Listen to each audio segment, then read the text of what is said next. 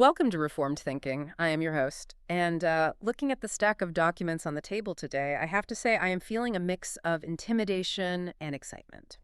That is usually the right emotional cocktail when we tackle theology. Good to be here with you. Before we crack open the books, we need to do a little housekeeping on who we are. We aren't coming at this from a neutral, view from nowhere perspective. We are two Protestant Christians. We are. Specifically, we hold to the Westminster Confession of Faith. Right. So for the listener who might be new to that term, it means we believe that God is sovereign over all things, that Scripture is the final rule for faith and life, and that grace is the only reason any of us are sitting here. We like our theology thick and we like our history dusty. But today we are asking a question that feels very modern, almost bureaucratic. We are talking about training. It sounds dry when you put it that way, training. But it is actually a matter of life and death for the church. The specific question on the docket is this. Is the idea of a seminary, the formal school, the degrees, the professors, the ivy-covered brick buildings, is that actually in the Bible? Or did we just invent it in the last few centuries because we like credentials? It is a valid challenge. If you scan a concordance for the word seminary, you will come up empty. It is not there. So does that mean it is unbiblical, just a man-made tradition? To figure that out, we have two main sources for this deep dive. First, we are looking at an article called The First Seminary by Nathan Busnitz, which is actually a chapter from a book called Biblical Missions. That is going to give us our historical anchor and our biblical exegesis. And then, because we don't want to stay in the ivory tower, we have a transcript of an interview titled Intentional Discipleship in Lebanon. This features a missionary, Mark Jeffries, and a local Lebanese believer, Maurice Boutros. So the plan is to connect the dots from the Reformation in Geneva all the way back to the Apostle Paul in the first century, and then land the plane in modern-day Beirut to see if the model holds up. It is a lot of ground to cover, and frankly, some of the math we are going to do later regarding the Apostle Paul's schedule, it made me want to take a nap just reading about it. It is exhausting just to think about. But let's start with the history. When we talk about our theological heritage, usually all roads lead back to Geneva. John Calvin, the man, the myth, the theologian. People usually think of Calvin as a writer. They think of the Institutes, or they think of him as a preacher. But we often miss that he was, at his core, an educator. The source material pinpoints a very specific date, June 5, 1559. A significant Monday in the history of the church. Tell me about the scene. What was happening in Geneva on that day? John Calvin was dedicating a new building. This was the inauguration of the Geneva Academy. Now, you have to wipe away the modern image of a university dedication.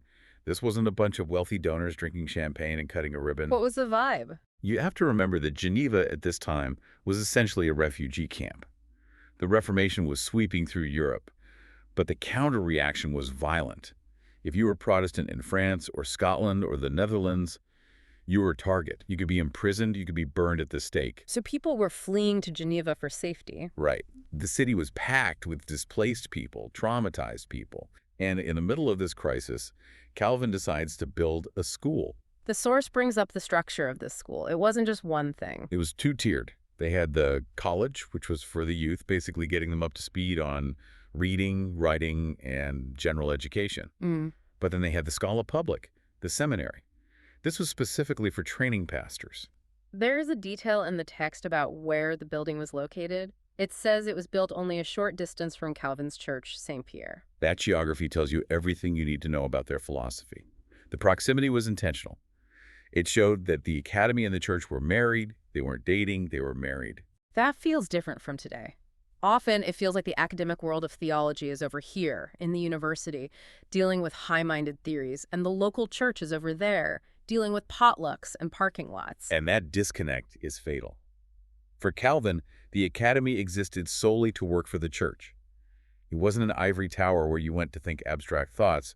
It was the engine room for the congregation. Who were the students? Were they these local Swiss kids? Some were, but the source points out that many were those refugees we talked about. Aspiring leaders who had come to Geneva from all over Europe. They came to get equipped with the specific goal of going back. Going back to the places that were hunting them. Yes, and that is why the curriculum had to be so rigorous. The source lists what they studied: hermeneutics, Hebrew, Greek, dogmatic theology, homiletics. Okay, play devil's advocate for a second. If the goal is to go back to France and preach the simple gospel to farmers and merchants, why do they need Hebrew? Why do they need high-level dogmatics? Isn't that overkill? That is the question we always ask in our pragmatic age. Just give me the basics. But think about what these men were facing. They were going back to a context where they would likely be arrested. They needed to be able to defend the truth against the sharpest minds of the establishment church. And more than that, they needed a conviction that was rock solid. You don't die for a hunch? Spot on. You don't face the fire for a vibe or a general sense of spirituality. You face it because, down to the original Greek and Hebrew, that this is the Word of God. The academic rigor wasn't about showing off. It was about survival. It was about creating a backbone of steel. So Calvin is running this intense training center in the 1500s.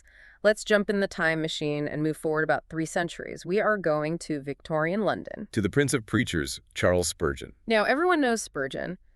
If you have been a Christian for more than 5 minutes, you have probably seen a quote of his on social media. He is incredibly quotable. We think of him as the guy who preached to thousands at the Metropolitan Tabernacle. We don't usually think of him as a professor.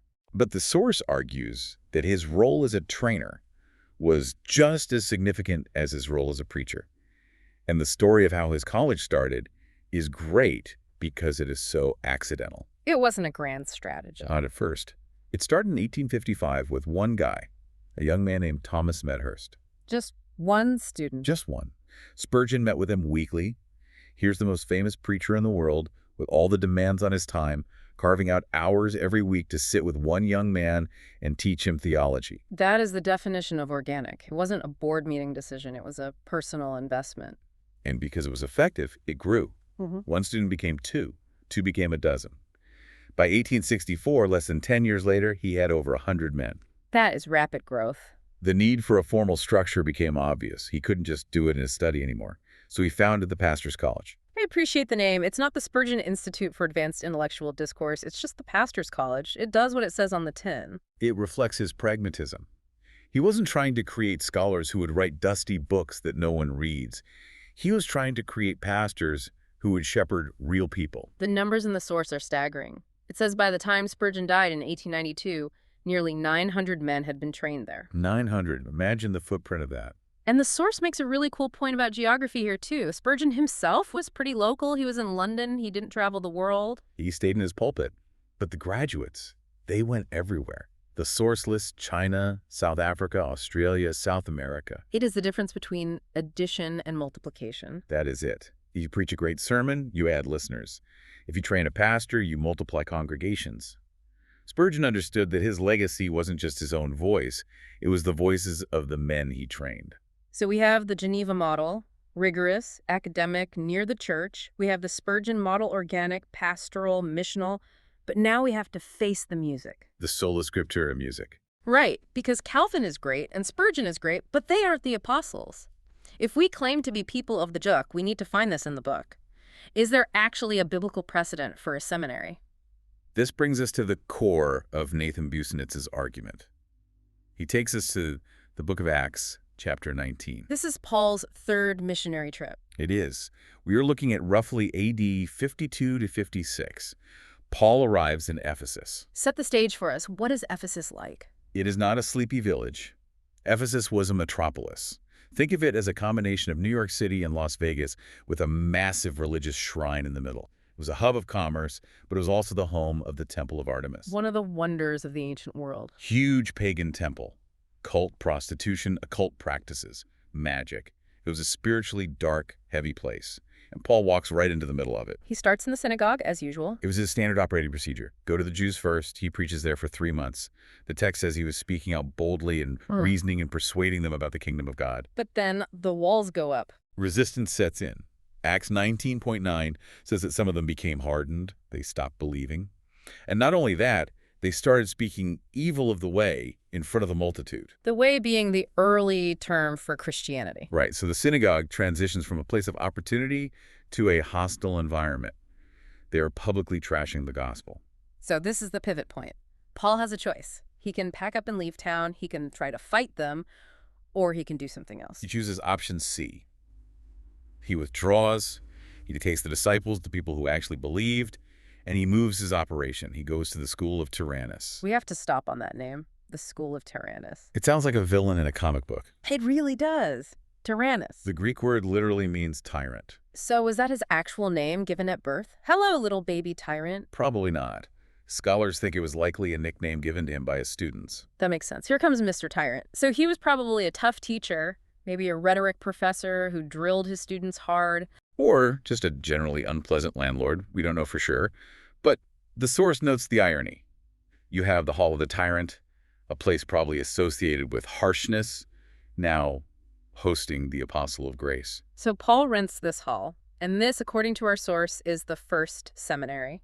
It is the prototype. You have a distinct space. You have a distinct teacher. You have a distinct group of students. And you have a curriculum. Let's break down what actually happened there. The source identifies 3 features: the imperative, the investment, and the impact. Let's look at the imperative first. This is about the content. We talked about how Paul left the synagogue. The analysis in the source makes a really sharp point here. Paul didn't leave because he was thin-skinned. He left because the message was polarizing. He didn't soften it. No. When the synagogue got angry, Paul didn't say, okay, guys, let's find some common ground. Let's tone down the Jesus stuff and just talk about monotheism. That would be the modern temptation. Let's be relevant. Let's not offend. Paul knew that the gospel is inherently offensive to the pride of man. It says you are a sinner and you cannot save yourself. That makes people mad. The source quotes Donald Barnhouse, who says that the reaction Paul got is the same reaction any faithful witness will get. Some will believe, but the majority will harden. So the mandate for this school and any seminary is to champion the truth even when the culture hates it. Especially when the culture hates it. The School of Tyrannus was a countercultural institution. Okay, that is the message. Now we get to the method, the investment. And this is the part where the math gets crazy. This is my favorite detail in the research. The source brings up the Western text of Acts. Explain what that is for a second. It is a manuscript tradition, essentially an ancient version of the book of Acts. It includes a specific detail that isn't in some of our standard Bibles, but scholars believe it reflects accurate historical information. It adds a timestamp to Paul's teaching. It says he taught from the 5th hour to the 10th hour. In Roman timekeeping, the day starts at sunrise, around 6:00 a.m. So the 5th hour is 11:00 a.m. The 10th hour is 4:00 a.m. 11 to 4, middle of the day. Why is that significant? Because in Ephesus, and really in that whole region, 11:00 a.m. is when everything stopped. The siesta? The heat is intense, the sun is beating down, shops closed, shutters were pulled, people went home to eat and sleep, the city went quiet. So the lecture hall of Tyrannus was probably empty. And cheap. Tyrannus probably wasn't renting it out for top dollar during the nap time. So Paul, who we know was on a budget, rents the graveyard shift of the day. But wait, connect this to Paul's day job. We know he was a tent maker. He worked with his hands. This is where it gets grueling. Paul likely woke up at sunrise, worked his manual labor job cutting leather, stitching heavy fabric until 11:00 a.m. He is working hard. He is sweating. Then the whistle blows. Everyone else goes home to nap. And Paul wipes the sweat off his face, grabs his quick bite, runs to the lecture hall, and teaches theology for 5 hours straight. Well, everyone else is sleeping. And then at 4 p.m., when the city wakes up again, he likely went back to work or did evangelism in the market. That is incredible. I feel lazy just hearing about it. It is convicting. But think about the students, too. Who were they? They weren't wealthy aristocrats with leisure time. They were likely workers, too. They were giving up their rest to learn doctrine. They were trading sleep for truth. That shows a level of hunger that we rarely see. They were willing to be physically exhausted to get mentally sharpened. The source does the math on this siesta school. Let's walk through it. 5 hours a day. Yeah. 6 days a week. For 2 years. Okay, 5 times 6 is 30 hours a week, times roughly 50 weeks in a year. It comes out to approximately 3,000 hours of instruction. 3,000 hours. I cannot even wrap my head around that. Let's compare it to a modern context. A standard seminary course, like a semester-long class on the Gospels, is usually about 3 credit hours. That translates to roughly 40 hours of actual classroom time. So 3,000 divided by 40. It is the equivalent of about 75 modern seminary courses. 75 courses. That is multiple degrees. It is several Master of Divinity degrees stacked on top of each other.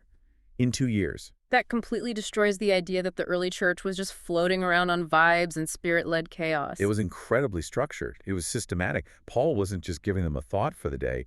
Acts 20 says he declared to them the whole purpose of God. The whole council. That implies a system. He taught them soteriology, how we are saved, Christology, who Jesus is, pneumatology, the work of the Spirit, ecclesiology, how the church runs. He gave them the entire framework of the faith. And he did it during his lunch break. It redefines what we mean by discipleship. We think discipleship is meeting for coffee once a month for an hour. Paul thought discipleship was 3,000 hours of immersive instruction. So you have the imperative, the bold message. You have the investment, the massive time commitment. Now, what was the result? The impact. Acts 19.10 gives us the report card. It says, all who lived in Asia heard the word of the Lord, both Jews and Greeks. All who lives in Asia. Now, Asia here doesn't mean the continent like China and Japan. No, it refers to the Roman province of Asia, which is basically the western chunk of modern-day Turkey. But still, that is a huge area, hundreds of thousands of people. Did Paul go to all those towns personally? He couldn't have. He was in the lecture hall every day from 11 to 4. He was tied to the school. So how did they hear? The students. This is the radiating center concept. Paul poured into these men in the hall of Tyrannus. Then they left the hall and went back to their hometowns. They went to the Lycus Valley. The source mentions cities like Colossae, Hierapolis, Laodicea. Right. We have the book of Colossians in our Bible.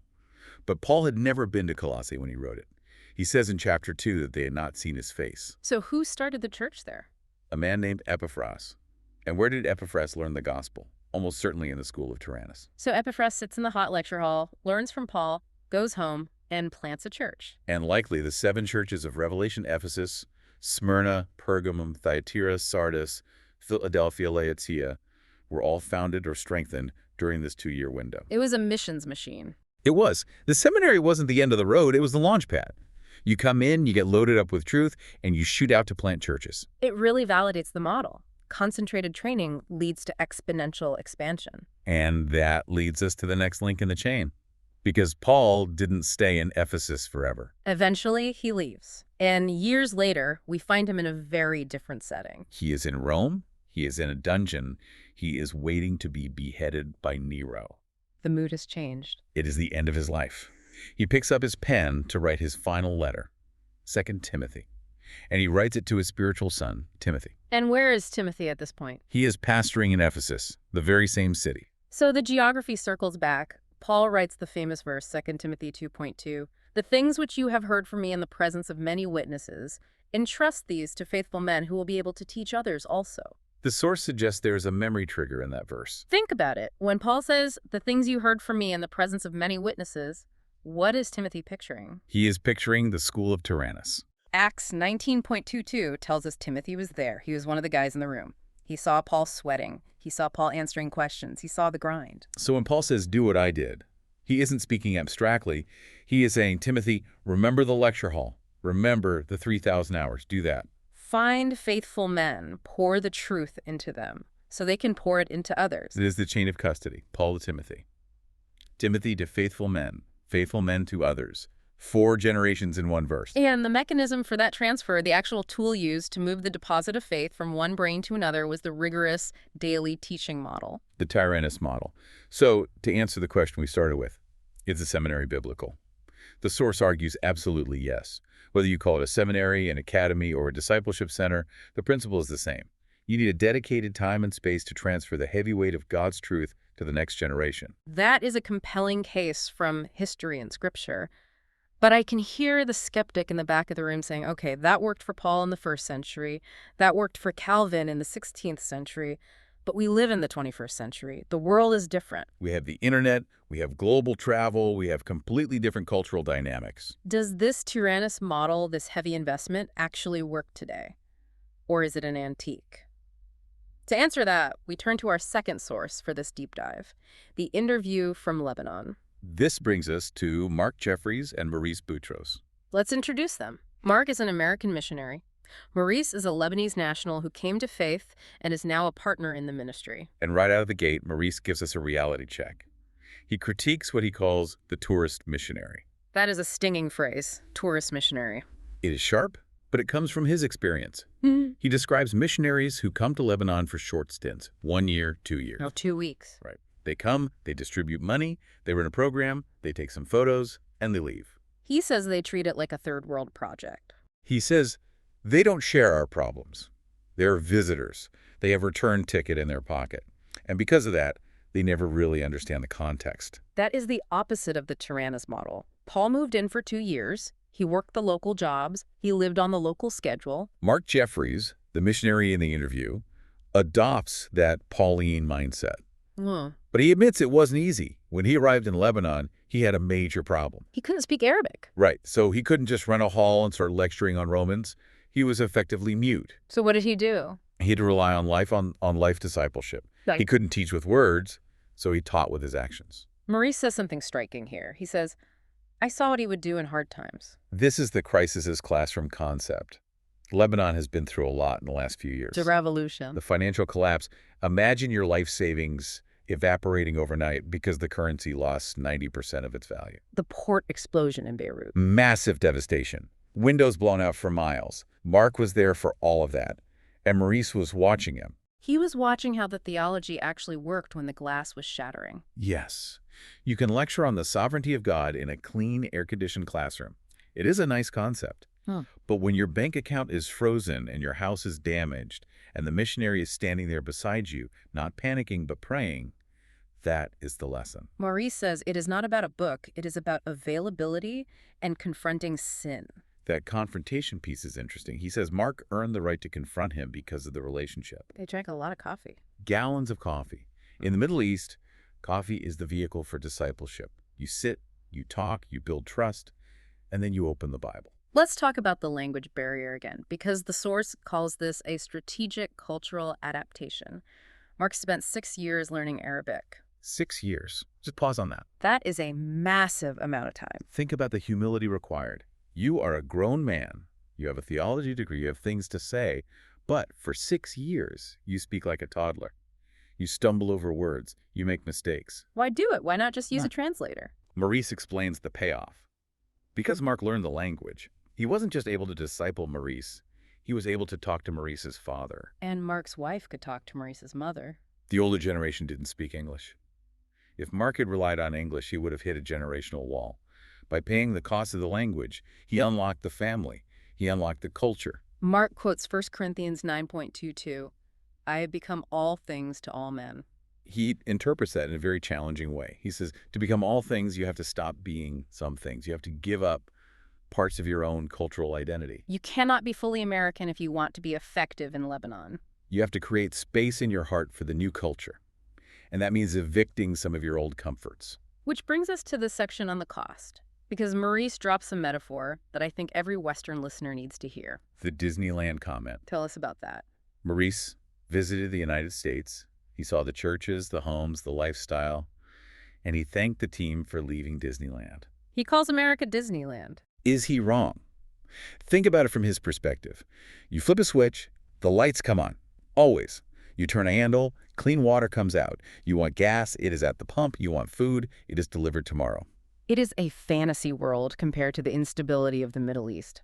So when a missionary leads that, voluntarily leaves the magic kingdom to come live in a place where the power cuts out and the government is unstable, that sacrifice speaks louder than any sermon. It validates the message. It says this gospel is worth more than comfort. But Mark warns about a new danger, the technology trap.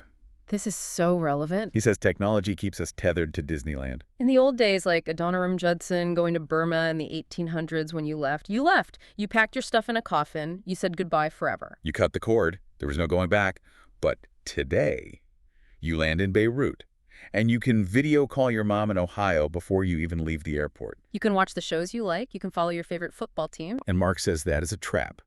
Because if you are emotionally living in Ohio every night for 2 hours, you are never fully present in Beirut. You are a ghost. You are haunting the mission field, but your heart is back home. That is a haunting image. He says you have to accept the loss. You have to grieve your culture. You have to cut the cord. He says your closest relationships must become the people in the local church. That is a hard word. It means your best friend cannot be the guy back home you text all day. It has to be the guy like Maurice. And that involves risk, huge risk. Mark talks about betrayal. If you open your life to someone in a foreign context, if you rely on them, trust them, you are vulnerable.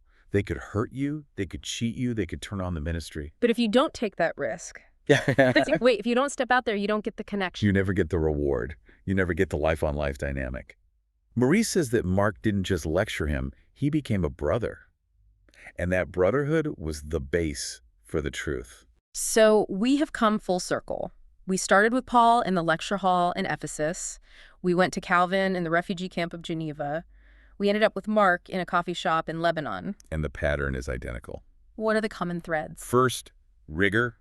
It is never light. It is 3,000 hours. It is Hebrew and Greek. It is 6 years of Arabic. It is hard work. Second, investment. It is Yeah. personal. It is Paul sweating with his students. It is Calvin building the school next to the church. It is Mark drinking coffee and dealing with explosions with Maurice. And third, multiplication.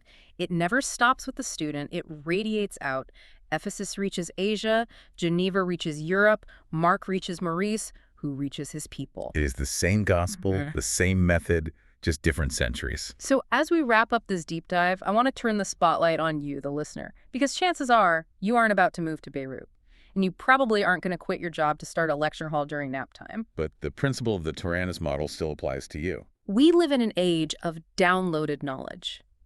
We think if we listen to an audio show, even a good one like this, we are trained. We treat knowledge as a commodity. We consume it. But the biblical model is that training is an investment. It costs something. It costs the siesta. That is the challenge. Paul gave up his leisure. Mark gave up his Disneyland comforts.